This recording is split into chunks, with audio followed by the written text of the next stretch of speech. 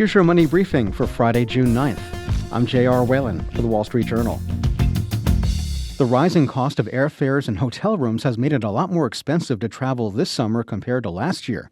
And then there are the fees. Travel columnist Dawn Gilbertson joins us. So Dawn, we saw airlines and other travel companies eliminate some fees during the pandemic. Is the return of so many fees the clearest sign to date that, we've returned to normal? I mean, it is definitely one sign. I mean, some fees didn't go away. The most notable fee that did go away during the pandemic, in fact, permanently in many cases, are those airline ticket change fees. They used to be as much as $200 or $250 a ticket.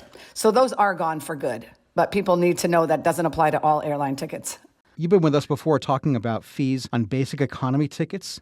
Are those on the rise? They're not necessarily on the rise. It's just a lot of people don't realize that they're back, because airlines permanently eliminated change fees on regular tickets, during the pandemic. They're back on basic economy tickets. So in some cases, on those no-frill tickets, you can't change at all. In others, you'll still pay a fee of, $100 to $200 if you can change them. So it's just really something travelers have to keep in mind, when they click buy on the cheapest ticket. When President Biden talked about going to war against junk fees a few months ago, he mentioned fees on airline tickets. Has anything come about from that? Nothing yet. Obviously, all these fees and this industry is under a microscope by President Biden and the U.S. Department of Transportation. But those proposals tend to take quite a long time to wind through the government. So we haven't seen anything solid on that front yet. Now, airline fees are often public enemy number one. But as you wrote in your reporting, hotels have gotten in on the act also. What should people reserving hotel rooms watch out for? Obviously, resort fees are, enemy number one when it comes to hotels. I was in Las Vegas. The resort fee at the hotels I stayed in was, between $40 and $50 a night. Mandatory. But, we all know about those fees generally, but then there's some smaller fees that people need to be aware of. A lot of people today maybe want to have, say, Amazon groceries delivered to the hotel or something they forgot. A lot of hotels charge a package handling fee. Marriott charges $10.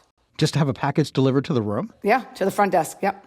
Now, you spoke to a California resident who found a long list of fees on his hotel bill. What were they charging him for? Well, yeah, he didn't realize it till he got home. So many of us don't, and this is one thing that, travelers really need to pay attention to. So many people don't look at their receipt, until they get home, and it's too late to, go to the front desk and say, whoa, what is this? And this man, he was at a conference in Scottsdale, Arizona, and he found a $10 bellman gratuity. He didn't use the bellman. He found a $3 daily housekeeping fee, and he had already left cash for the housekeeper. And then he found a credit card processing fee, which I have not come across very frequently. So he wasn't very happy. Yeah, I can imagine. Now, if somebody does leave money for the housekeeping staff, is there a way to get out of that fee that might be applied by the hotel later on? I mean, you can certainly try. My MO with all these types of fees is to talk to the front desk. Say the resort fee, say, it covers the pool and it covers all this different stuff, and you didn't use that or it was closed during your stay. I believe you have a legitimate case for saying, can you please remove this from my room? And I did that as recently as this weekend. Oh, what happened to you? I had a flight cancellation on an airline that shall be unnamed at the moment, and I was stranded in Las Vegas. So I checked into this hotel at 1 a.m. at my own expense, and the resort fee was going to be $40, and I was leaving the next day, and I'm like, you know what? I'm not going to use any of your amenities. Would you kindly take it off? And she did. It can also get kind of expensive to rent a car. So what kind of fees are creeping into people's bills there? Another area to really pay close attention to. I've heard from some readers who looked at their bill and saw like a $15 or $16 fuel service charge when they had filled up the tank. So really be careful and get a receipt, and don't leave that lot until they acknowledge the receipt that the gas tank is indeed full, so you can avoid that fee. Another one that I came across pretty much by accident, I was on the phone with a airline CEO on an interview, and he was returning a Tesla to the Hartford airport, and he hadn't charged it fully, and they dinged him $35.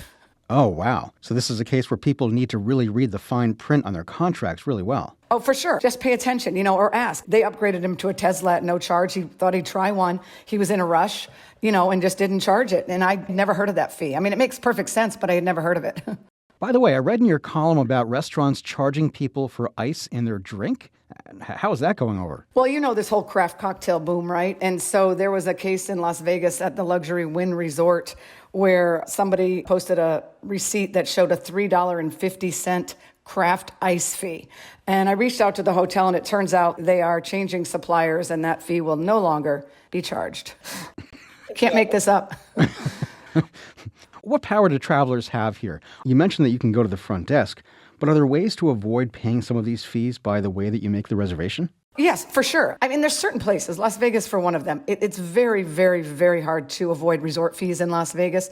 But in other cities, say in New York or Chicago, they may be known as a different thing like destination fees or amenity fees. But there are some that don't charge them. So in your shopping, click on those taxes and fee details. And if there's something there that rubs you the wrong way, don't stay there. Book somewhere else. I talked to a traveler last week who, a super frequent flyer, stays in Marriott all the time. And it's not a resort. It's a city hotel in Boston. And he decided he's not staying there anymore because they were charging this fee and he got no use out of it. That's Wall Street Journal travel columnist Dawn Gilbertson. And that's it for your Money Briefing this week. Our supervising producer is Melanie Roy. And our executive producer is Chris Zinsley. I'm your host, J.R. Whalen. Thanks for listening and have a great weekend.